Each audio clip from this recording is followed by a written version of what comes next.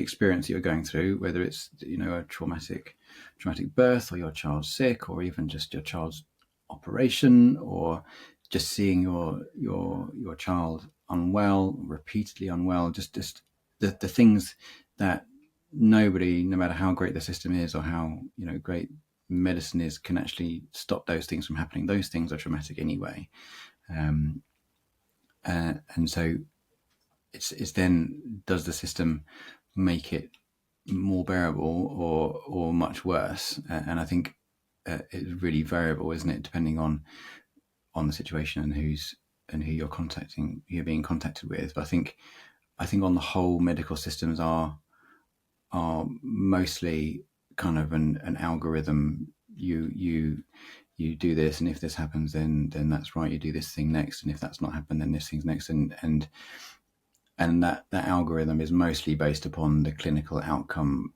primarily. That is to say, if this child's fitting, let's do all we can to stop them fitting. That's number one goal, understandably so, maybe. And the trouble is that all the resources would go into that number one goal. Let's find out what the condition is, find a solution to the condition, treat the condition, get the whole flipping family out of the hospital, start again.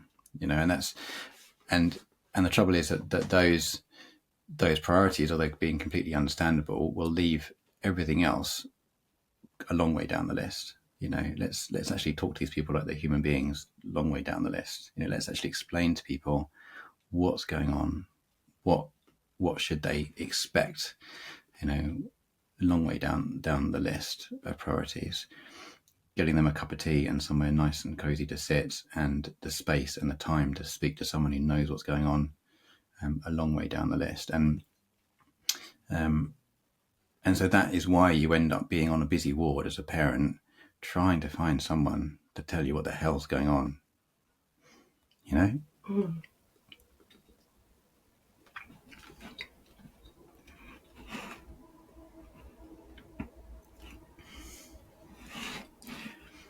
And that's shit as a parent.